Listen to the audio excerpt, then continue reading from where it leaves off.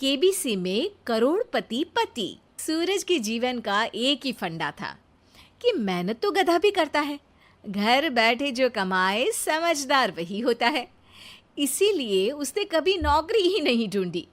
इस बात से हालांकि उसकी पत्नी शिखा बिल्कुल भी अग्री नहीं करती थी, पर फिर भी सूरज को समझाना बेकार था। टीवी में कैसे बनोगे करोड़पति का ऐड देखकर उसे लगा कि बस अब तो घर बैठे ही वो करोड़पति बन सकता है, और उसके पीछे उसने अपने सारे सोर्सेस एक्टिव कर दिए। 2 हफ्ते में उसके कलीग के साले के पड़ोसी के बेटे का सोर्स निकलता है जो कि उसे शो में पहुंचा सकता है, और सूरज उससे मिलने चला जाता है। अच्छा, तो हमें मुकेश जी बता रहे थे कि आप हमें शो में पहुंचा सकते हैं। हाँ, उसमें कोई तकलीफ नहीं है। मैं कल अगर कोशिश करूँ तो इसी महीने में आपका नंबर आ जाएगा। अरे ये तो बहुत बढ़िया हो गया। अच्छा, वो सिलेबस और क्वेश्चन पेपर का कोई जुगाड़ है क्या? हैं? उसका तो कोई जुगाड़ नहीं है। तो वो वाकई में कुछ भी पूछ सकते हैं? हाँ, वो तो बच्चन जी पर है, जो पढ़ते हैं वो पूछ लेते हैं। पहली कोशिश फेल होने पर अब सूरज के सामने एक बहुत बड़ा सवाल था कि आखिर जवाब कहाँ से लाए। तब शिखा ने एक सजेशन दिया, क्यों ना सूरज अपने चचेरे भाई सुमित से मदद मांगे, जो कि यूपीएससी की तैयारी कर रहा था। हालांकि इतनी मेहनत करना सूरज को समझ में नहीं आता था, पर कोई और रास्ता ना मिलने पर वो आखिर सुमित से बात करता है। अरे सुमित, हमारा कैसे बनोगे करोड़पति के लिए सिलेक्शन होने वाला है। तुम हमें थोड़े चिट बनाने में मदद करोगे क्या?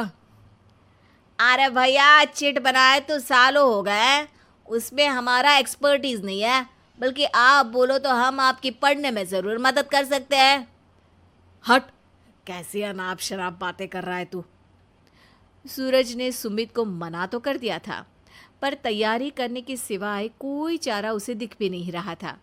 खासकर जब 12 के पेपर लीक करने के एक्सपर्ट शुक्ला जो भी हाथ जोड़ लेते हैं।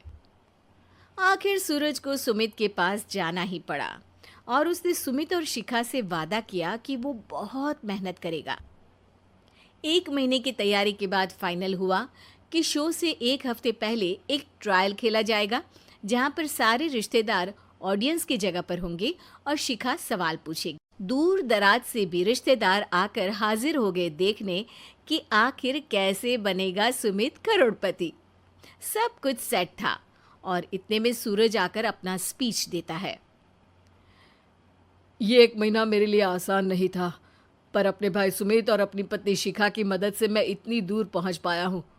मेरे मम्मी पापा के आशीर्वाद ने भी बहुत साथ दिया है मेरा। मैं उम्मीद करता हूँ कि आज के शो में आप लोगों को बहुत मज़ा आएगा। साक्षी पहला सवाल पूछती है और पूरे कमरे में सन्नाटा छा जाता है। इंडिया में कितने स्टेट्स हैं? 3, सॉलिड, लिक्विड और गैस। अरे रुकिए, तो ऑप्शंस तो देने दीजिए। इतने में 5वीं कक्षा का चिंटू बोल उठता है। अरे क्या मामा, आप तो पहले सवाल पर ही आउट हो गए। अरे बेटा, पहला सवाल तो ट्रायल होता है ना। अरे तुम अब देखना। देखने जैसी बात तो थी ही। सूरज को इतना शांत किसी ने नहीं देखा था। कभी कभी तो लगता था मानो सूरज आंख खोलकर ही सो गया हो। मामा जल्दी करो प्लीज, कल सुबह पनवेल भी तो निकलना है। अरे हट, कंसंट्रेट करने दे मुझे। 3 सवाल में 3 लाइफलाइन खत्म हो चुकी थी, और अब चौथे सवाल पर भी सूरज का मौन नहीं टूटा। पर सूरज अभी भी हार मानने को तैयार नहीं था। उधर हर कोई सूरज को छोड़ सुमित को देख रहे थे। आखिर सुमित ने ही तो पढ़ाया था सूरज को। गजब बेइज्जती है यार। अरे बेटा, तो बाप का, दादा का, भाई का, सबका नाम बुड़वाएगा।